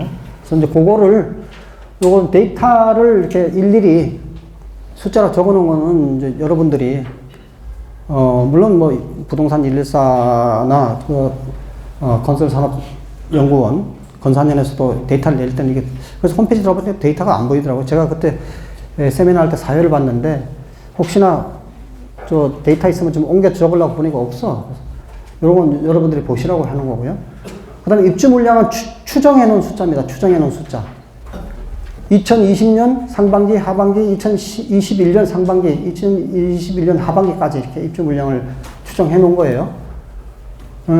보면, 봅시다. 올해보다는 서울이 내년 상반기 입주 물량이 좀 늘어나요. 하반기도 좀 늘어나고, 정말 뭐 코끼리 코에 비스켓이죠. 뭐 저거, 뭐 몇천 개 늘어난들, 한 10,000개 늘어난들, 뭐 저게 무슨 공급 과잉이 돼갖고 뭐 어떻게 되겠어요. 서울은 미분양이 거의 1,000개도 안 돼요. 몇백 개 수준이에요. 그러니까 사실은 서울에서는 이 뭐 공급이 좀 늘었다 줄었다 이게 별 의미는 없어요. 늘 부족해요. 서울에서는. 늘 부족하고. 그 다음에 지방은 계속 입주량이 줄어요. 지방은 턴 어라운드를 할 때가 이제 온 거죠. 그죠? 그 시기가 언제냐? 어떤 계기로 턴 어라운드를 할 거냐? 정부가 지방의 주택 경기, 부동산 경기 활성화를 위해서 어떤 대책을 언제쯤에 내놓을 것이냐? 그것만 남아있지. 지방은 이제 턴 어라운드를 할 때가 됐죠. 사실은. 입주 물량도 계속 줄고 있고요. 수도권은 2011년 상반기까지 조금 늘어요. 조금 줄었다가, 내년에 좀 줄었다가 2011년에 좀 늘어요. 지방이 안 되니까 다 수도권 달려갔죠. 그래갖고 수도권에 엄청나게 지어갖고, 그게 이제 완공돼서 입주하는 물량이 꽤 많아요. 그 다음에 전국 미분양 추이입니다. 2009년에 16만 호까지 갔다가, 지금은 한 5만 6천 개 정도 돼요. 중공업 미분양 다 지어놓고도 미분양이 여전히 남아있는 게 한 19,000개 되고, 이렇게 경기가 지방이 안 좋고, 서울 수도권도 난리를 치면 미분양이 한 10만 개 돼야 뭐 죽는 소리 할 거 아니에요. 정부한테. 우리 건설업계 살려주세요. 어쩌고저쩌고. 이건 뭐 도대체 미분양이 이렇게 늘어나지를 않아. 우리 회사가 뭐 관리해서 그렇다고 그건 아닌 것 같은데, 사실은 지금 이렇게 경기가 나빠지고 하면 건설업체가 상당히 부도가 나야 정상이에요. 지금 부도 나는 데가 하나도 없잖아요. 그죠? 다들 걱정만 하고 있어요. 우리 회사도 계속 모니터링하고. 한두 개 회사 부도 난 회사들이 있어요, 지방에서. 근데 그것도 잘 뜯어보면 형제지간의 재산 그 상속, 또 아버지 회사에 물려받는데 형제지간 다툼, 뭐 이런 것 때문에 부도를 내지, 경기가 나빠서 부도를 내는 회사는 없어요. 우리 회사 A 플러스 등급 받아놓고도 부도를 내고, 그러니까 우린 파고 들어가 볼 거 아니에요. 도대체 왜 부도를 냈느냐는 애들, 우리 회사에서 그렇게 A 플러스 등급 받았는데, 그런 회사 빼고는 뭐가 뭐 미분양에 물려서 그런다든가, 예전에 비해서는 이 주택도시보증공사에서 금융상품이 어마어마하게 좋은 게 많이 나와 있어요. 건설업체가 이제 준공 후 미분양을 내잖아요. 그 미분양을 담보로 우리 회사한테 분양 보증을 받을 수가 있어요. 미분양 주택을 담보로. 그 다음에 전세를 내줘버려. 빈집 내주면 우리가 전세금 반환 보증을 또 끊어줘요. 그러면 공사비의 70%를 우리 보증에서 다 뽑아가요. 부도를 낼 이유가 없잖아요. 먼저 분양을 해도 돼. 그럼 100% 분양되면 콜. 자, 100% 분양이 안 된다. 자신 없다. 그럼 후분양 신청을 해. 그럼 공사비 대출을 해줘. 공사를 하고 또 나중에 분양해도 돼. 또 그래도 또 미분양이 남았다. 그러면 남아있는 준공업 미분양으로 모기지 보증을 받으면 돼. 아니면 전세를 내주고 전세금 반환 보증을 받으면 돼. 공사비는 어떤 식으로든 다 회수가 돼요. 제도적으로 이렇게 돼 있기 때문에 옛날처럼 뭐 건설업체들이 서로 뭐 연대 보증을 해서 A 회사 넘어지면 B, C, D 여기 주르륵 그건 없어요, 지금. 그것만 해도 우리 금융시장이 얼마나 큰 일이에요. 이 난리를 쳐도 부도나는 회사가 없잖아. 예전에는 2008년에 부도를 낼 때 메이저 5개 빼고는 다 거의 다 부도났어요. 그죠? 중견사에서는 우미 하나 빼고, 우림부터 시작해서 신성, 뭐, 이런 데 이제 다 기억 안 나는데, 서해, 또 뭐 어딘가에 다 부도냈죠, 다. 지금 부도나는 회사 하나도 없잖아, 아직까지. 그죠? 그래서 지금은, 미분양 숫자도 이렇게 작기 때문에, 저 얘기는 주택 수요가 아직 튼튼히 있다는 얘기예요. 주택 수요가 튼튼히 있다는 얘기고. 자, 봅시다. 아무래도 시간이 쫓길 것 같은데. 수도권에 한 8,300개. 거기 대부분 경기도예요. 서울은 191호 미분양이. 그냥 없다고 보면 돼요. 아주 잘못 지었거나, 너무 비싸게 지었거나, 사람이 살 수 없는데 지었거나, 그런 것들만 남아있는 거예요. 그냥 보통 그 지역에 역세권 지역이나, 그래도 교통이 있는데, 이런 데 지은 아파트들이 저렇게 될 리가 없어요. 대부분 대형.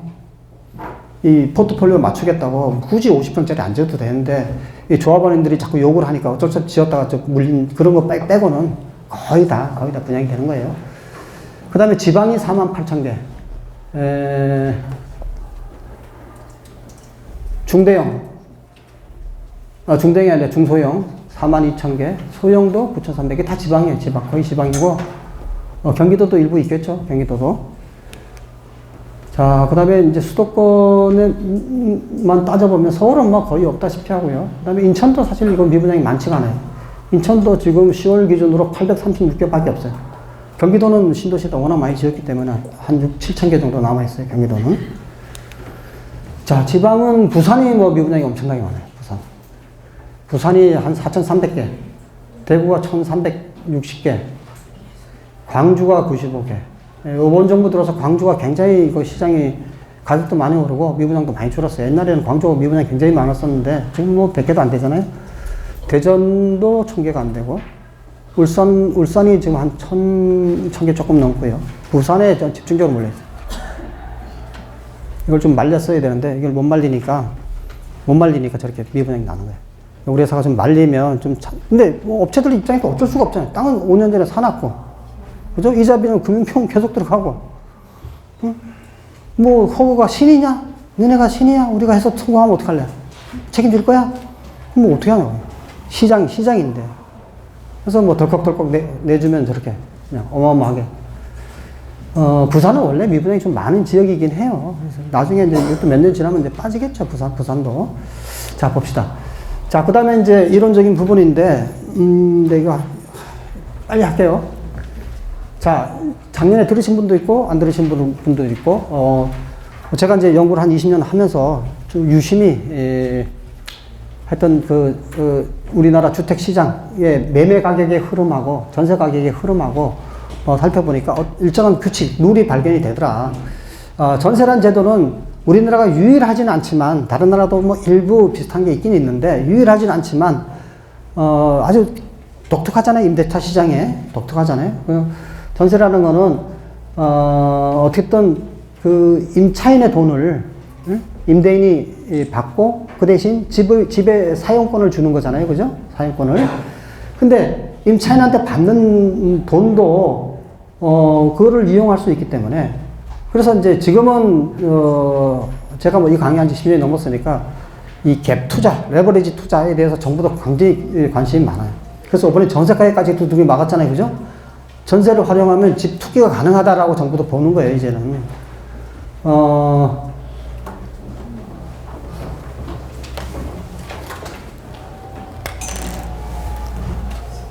10억이 자기 자금이라 그러면 50억을 빌려요. 그러면 60억에 물건을 샀어. 근데 이 물건이 80억이 됐어. 그럼 20억이 남은 거죠? 자기 자본은 몇 프로예요? 200%죠. 응? 그래서 이게 중요한 거예요, 이게. 예? 타인 자본, 전세금. 저게 레버리지 지렛대가 되는 거예요. 그러니까 보통 이제 은행에서 쓰는 레버리지라고 하는 말은 은행 대출을 의미해요. 은행 대출을. 우리가 뭘 투자할 때 자기 돈이 다 부족하잖아요. 그러면 은행 대출을 받아서 투자를 하면, 이자만 내고 원금에 대해서 몇 프로 남았느냐. 그래서 그거를 레버리지라고 그래요. 그래서 우리 흔히 타인의 자본 얘기할 때는 부모 돈이나 친구 돈이 아니고 은행 돈을 얘기하는 거예요. 그 레버리지 할 때 타인의 자본이라고 하는 거는. 근데 우리나라는 레버리지가 두 개가 있어요. 은행 자본이 있고 또 하나 전세가 있어요. 그러다 보니까 집값이 오르면 불같이 올라요. 전세를 끼얹는 데다가 또 은행 대출까지 받고 투자를 하면 아주 작은 자금으로 큰 투자를 할 수 있어요. 그러니까 집값이 올라갈 때는 막 벼락같이 올라가. 따라잡을 수도 없어. 시간이 너무 빨라서. 내려갈 때는 매매 가격이 전세 가격 밑으로는 내려가는 경우가 거의 없어요. 한 아파트 단지를 놓고 봤을 때는 그 안에서 위치 차이에 따라서 평균 가격이 5억인데 어떤 집이 전세가 5억인데 어떤 집이 매매가 4, 7천에 나왔대. 꼭대기층, 1층. 그런 수는 있어도 한 집에서 매매보다 전세가 낮아질 수는 없어요. 그죠? 그 집값이 내려가면 전세가 딱 받쳐주고 있어요. 계속. 올라갈 때는 불같이, 내려갈 때는 받쳐줘. 우리나라 이 제도가 독특해요. 근데 이제 사실은 저금리 시대가 오면서 전세가 많이 월세로 바뀌었잖아요. 그래도 아직도 전세가 꽤 있어요. 전세라는 거는 복지제도예요, 복지제도. 나중에는 공공전세제도만 남을 거예요. 민간이 전세제도를 한다는 거는 복지를 하는 거예요. 그 돈 가지고 월세나 이런 걸 받아 먹어야지. 왜 그 돈 가지고 자기는 쓰지도 못하는 돈을 은행에 넣어놔봐야 세금 떼고 나면 1.23%도 안 남는 돈을 왜 전세를 경제학적으로 치면 그렇죠. 전세라는 게 없어져야 되죠. 그렇지만 사람들은 전세를 원하니까. 그러면 그걸 해줘야 될 이유가 있는 기관은 뭐겠어요? 공공이지. 응? 주거복지를 위해서 정부가 그 이자를 손해를 보면서 전세를 내 집 마련하기 위한 기간 동안 전세를 내줘라. 우리가 그 차익은 우리가 갚아줄게. 그런 것만 남지 민간 개인이 이제는 전세를 한다는 거는 경제학 이론적으로 맞지가 않아요. 전세라는 제도는. 그래서 쭉 살펴보니까 매매 가격은 그대로 있고 전세 가격이 오르는 시기가 있고요. 그 다음에 매매 전세가 같이 오르는 시기가 있어요. 그 다음에 전세 가격이 공급량이 많아지면서 전세 가격이 조정을 받으면 그 얼마 안 가서 매매 가격이 하락을 하기 시작해요. 이런 과정을 계속 반복을 하고 있어요. 그러니까 전세 가격 선행기, 동반 상승기, 조정기. 파란 게 선행기, 빨간 게 동반 상승기, 노란 게 조정기. 이걸 반복을 하고 있어요. 그래서 이 패턴을 제가 2010년쯤에 분석을 해서 그 뒤에 이제 여러 가지로 이렇게 이론적으로 이렇게 세 가지로 구분이 되고 전세 가격 선행기가 있고 동방 상승기가 있고 조정기가 있고 이렇게 구분해서 최근에는 어떨까 이렇게 나눠보면 2019년이잖아요. 지금은 이제 조정기쯤에 들어온 것 같아요. 조정기쯤에 파란 게 매매 지수고요. 빨간 게 전세 지수예요. 전세 지수가 더 이상 오름폭이 둔해지고 떨어지기 시작하면 조정기다. 그래서 맨 앞에 본 것처럼 전국 매매 가격 떨어지고 전세 가격도 떨어지고 있잖아요. 전국 기준으로 보면 조정기다. 이렇게 보여주고요. 그 다음에 서울 기준으로 보면 좀 애매하긴 해요. 애매하긴 하는데, 서울 매매 지수가 최근에 오르기 시작하니까 조정기인데 조정기를 좀 벗어나려고 하나. 서울도 동반상승기, 조정기, 선행기, 동반상승기, 조정기, 선행기, 동반상승기, 전세 가격이 이렇게 둔화됐으니까 조정기에 진입을 하지 않았을까라고 보는데, 저게 왔다리 갔다리 하니까, 그래서 또 다른 기술을 한번 써봤어요. 다른 기술을. 이건 요번에 처음 해본 건데, 그러면 전세 가격, 매매 전세 비율이라고 그러죠. 매매 전세 비율도 비율이니까 이것도 변하지 않을까. 그러면 상승 변동률을 한번 해봤어요. 변동률을. 그랬더니 파란색이 매매 전세 변동률 비율이에요. 파란색이. 빨간색이 아파트 가격 변동률이에요.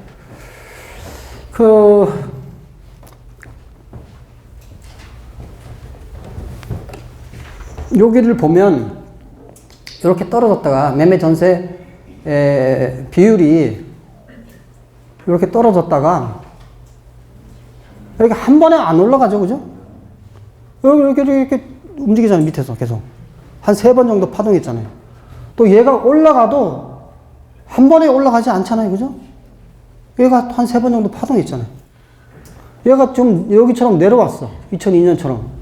한 번에 올라갈까요? 그리고 제가 이제 불안해하는 게 이 부분이에요. 얘처럼 또 파동을 일으키지 않을까? 응? 지금 이제 전세 가격도 오르고 매매 가격도 어떤 변동을 하겠죠. 그럼 비율이 변해요. 응? 비율이 변하는데 왜 이때는 이랬는데 이때는 한 번에 올라가라는 보장이 없죠. 얘는 이런 속성을 가지고 있구나. 응? 올라가도 그 안에서 상당 기간 유지가 되고 지그재그 하면서 횡보를 하는구나. 얘도 내려오면 내려온 대로 끝나는 게 아니라 지그재그로 움직이는구나. 얘는 이제 내려왔어. 이 지그재그로 움직일 거 아니에요. 그죠? 그럼 가격도 지그재그로 움직일 거 아니에요.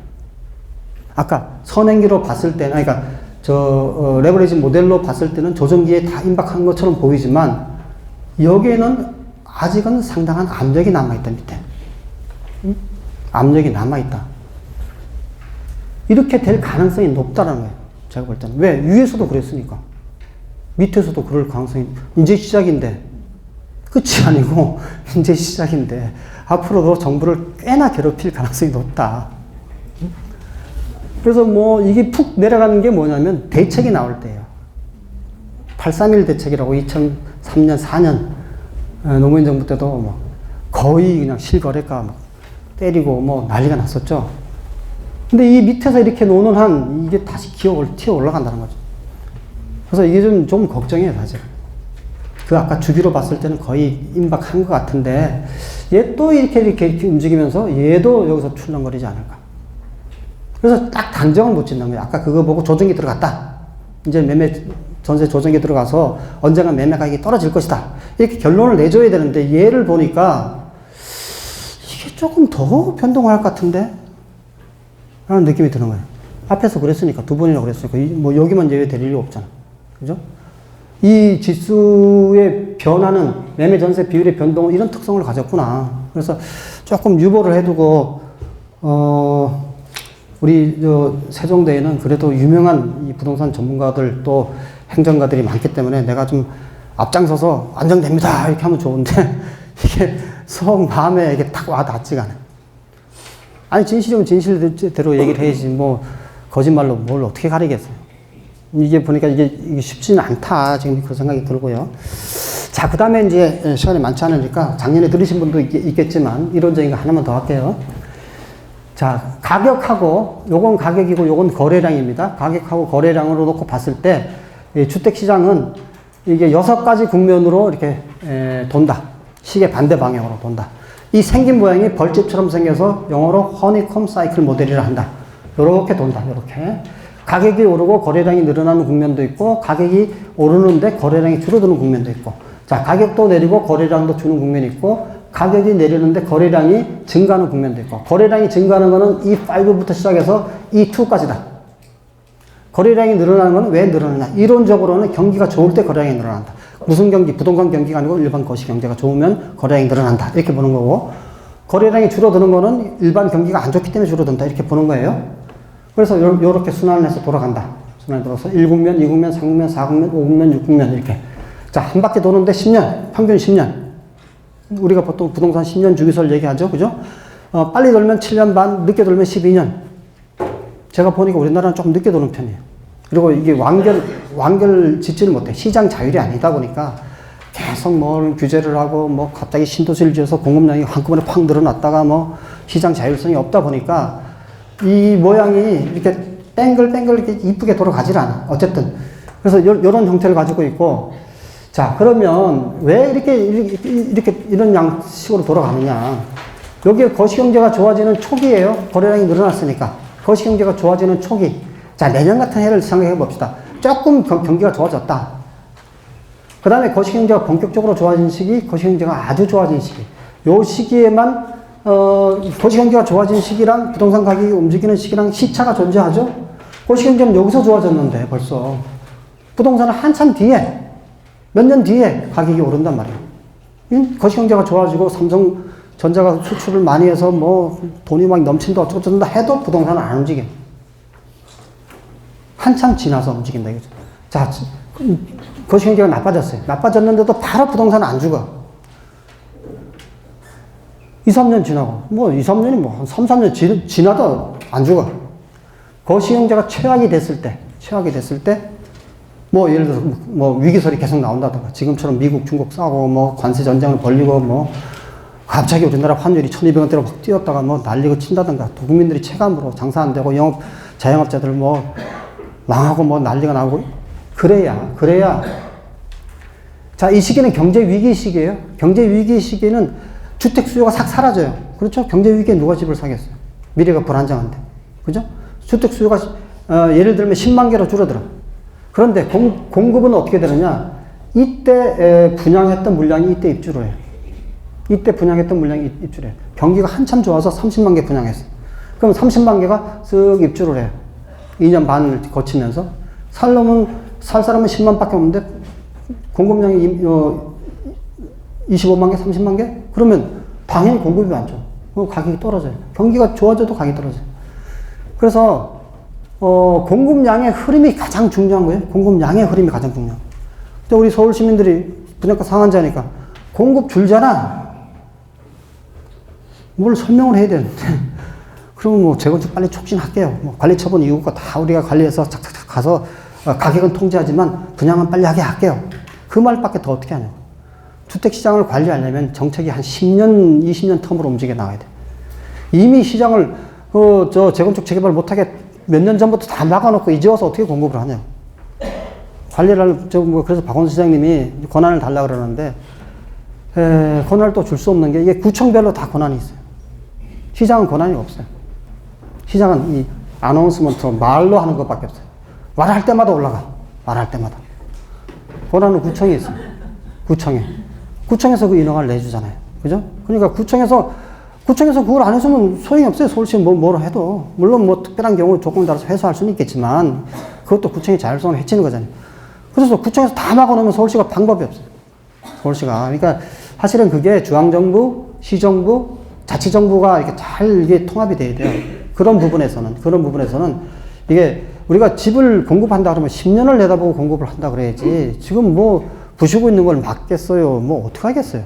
지금 하고 있는 재건축 다 진행돼서 선코스트가 이 매몰 비용이 지금 뭐 조합당 뭐 20억, 30억이 넘어서 주민들 죽겠다 그러는데 그걸 그대로 막아? 어떻게 하겠냐. 하려면 한 20년, 15년 이런 계획을 세우고 움직여 나가야지. 자, 그래서 시장이랑은 이렇게 움직여 나가는데 이때 분양이 많이 됐던 물량이 이때 입주하고 이때 경기가 최악이라서 분양이 안 됐던 물량이 이때 입주를 해요. 경기 좋을 때는 물건이 없고 경기 나쁠 때는 물건이 어마어마하고. 응? 이때는 한번 가격이 올랐어요. 여기서 여기까지.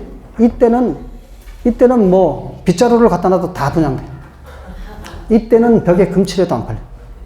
예, 그 차이가 있는 거예요. 그러니까 이때는 지금은 한 여기쯤 있겠죠. 왜 그러냐면 뭐에 비례하냐면 가격이 오른 기간하고 상승폭에 비례해요. 기대라는 거는.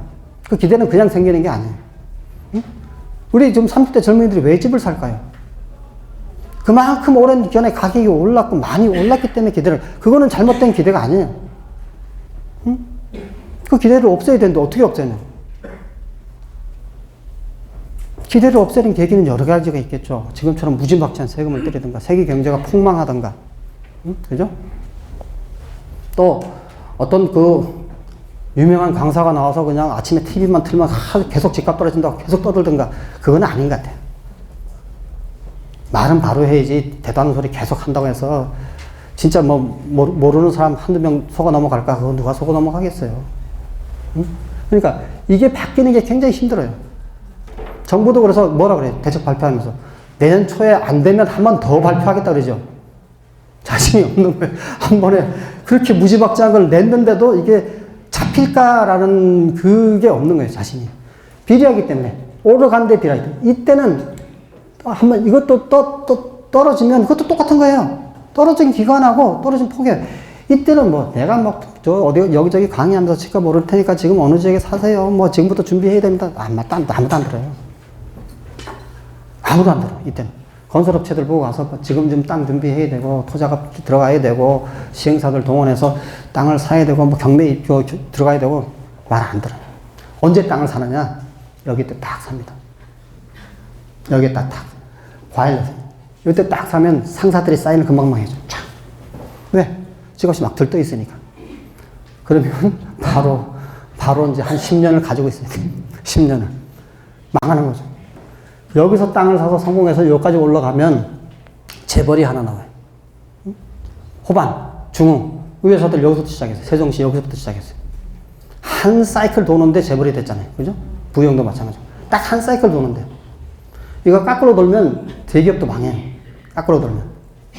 그래서 이 우리 주택사업 비즈니스 할 때도 이런 걸 다 감안해서 그래서 중요한 게 요 가격의 흐름, 이 껍데기가 중요한 게 아니라 이 안에서 왔다 갔다 하는 여기서 분양한 게 입주하고 여기서 분양한 게 여기 입주하고 여기서 분양한 게 여기 입주하고 여기서 분양한 게 여기 입주하고 이 안에 라인을 봐야 돼요. 안에 거를. 입주량, 그래서 착공 물량이나 제가 보여드렸던 입주 물량의 흐름을 보여드린 거예요. 그걸 봐야 돼요. 이 밖에 걸 줄줄줄 따라다니면 덜컥 상투 잡고 요거 줄줄줄 따라다니면 죽어도 집을 안 사. 바로 올라가기 직전인데도 집을 안 사. 이때 사서 이때 팔아요. 대부분 이때 사서 이때 팔아. 아, 이제 손 털어서 나는 부동산하고 절대 안 해. 중간에 다 팔아버려. 또 몇 년 지나면 또 올라.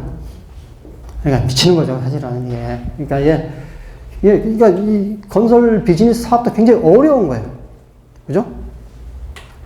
자기가 몇 번 그 지역에서 분양 사업에 성공했다고 해서 되는 게 아니에요.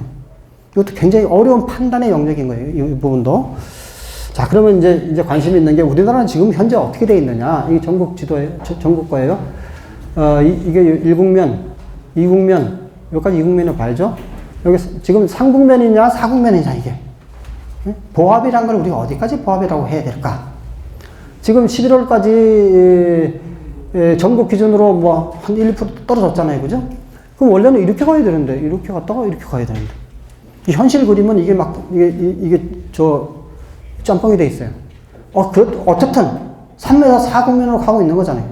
자, 그럼 이게 몇 년 더 갈 거냐? 아니면 여기서 요렇게 조정받고 올라올 거냐?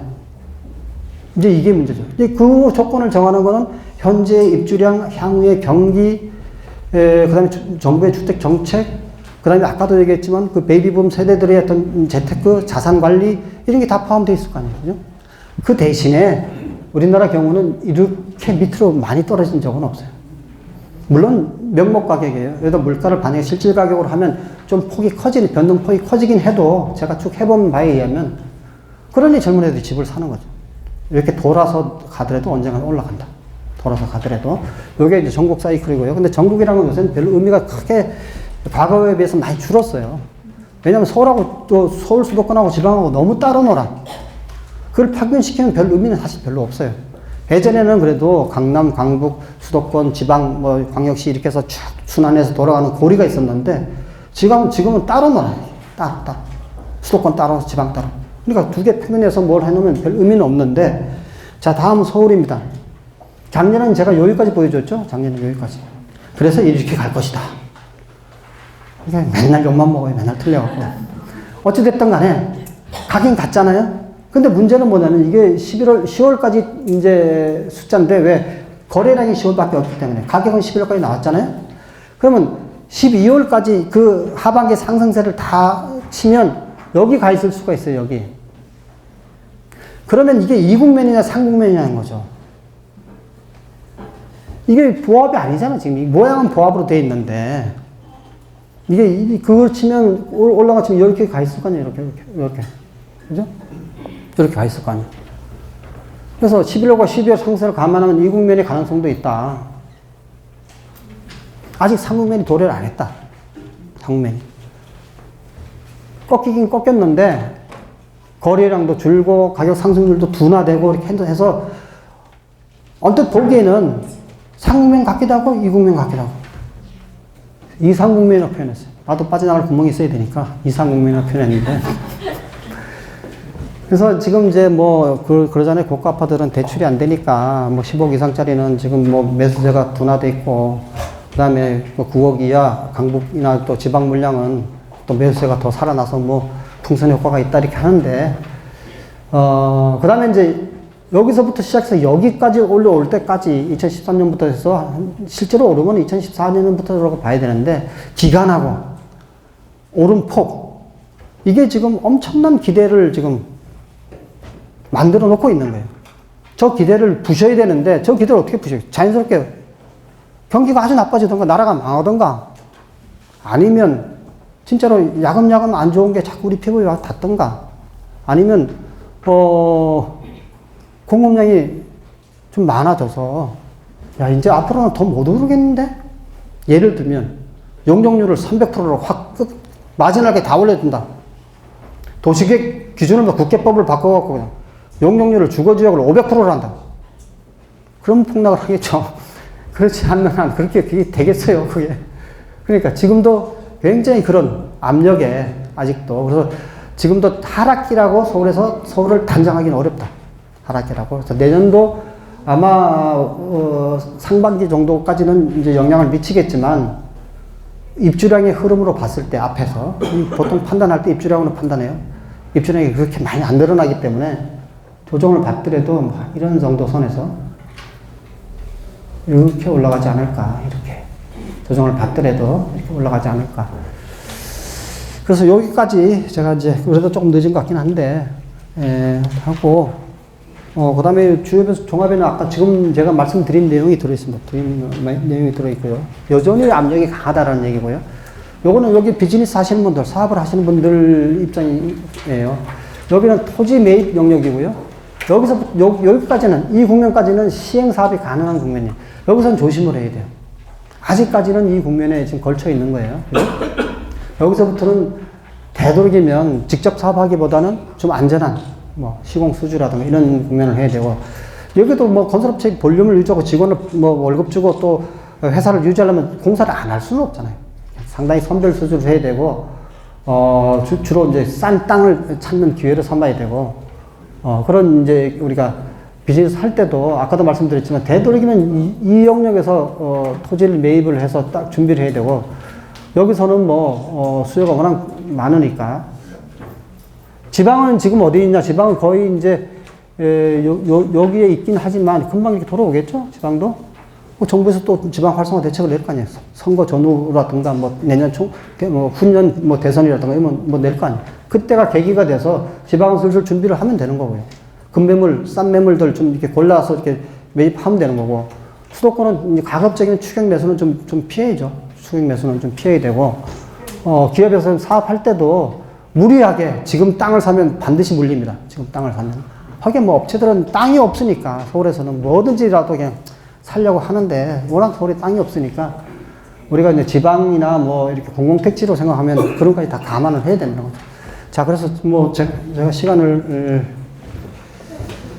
38분인데 거의 맞췄습니다. 맞췄고요. 그래서 앞에 이제 우리 거래량 하면서 30대 젊은 세대들이 지금 집을 많이 사는 그런 시기고, 그 양반들을 굳이 탓할 건 없다. 그럼 많이 올랐고 그걸 오르는 걸 경험을 했기 때문에, 그럼 정부는 그 수요를 어떻게 맞춰줄 거냐, 정책을 거기에다 30대에다가 어떻게 맞춰줄 거냐에 고민을 해야지, 다 투기꾼이다, 이놈들 다 투기꾼이다, 나쁜 놈이다, 이렇게 하면 답이 없어. 때려잡는 수밖에 답이 없어. 근데 저렇게 강력한 신호가 나왔으면 저걸 수요의 변화로 읽고 저기에 맞춘 저기에 맞는 대책을 만들어내야 돼요. 예전에 우리 토지 투기 지역 지정을 하는데, YS 때 이럴 때 18했죠. 나중에 전국 99.8%를 지정했어요. 응? 여기하고 저기하고 여기 충청도하고 전라도하고 여기 나중에 99.8%를 토지 투기 지역으로 지정한 적도 있어요. 그러니까 저렇게 하면 가속도가 붙으면 이제 6억 이하 대출 규제, 규제 이렇게 하면 사실은 이제 우리가 그런 정도로 무식할 정도로 시장 경제를 못하는 나라가 아니잖아요. 많이 해봤고, 진짜 최빈국에서 지금 거의 선진국의 수준까지 올라온, 이거 다 시장 경제의 어떤 메커니즘을 통해서 올라온 나라이기 때문에, 그리고 또 부동산 가격도 그동안에 여러 가지 국면의 경험을 했기 때문에 그렇게까지 하겠어요. 그렇게는 안 할 거고. 하여튼 이렇게 마무리하고,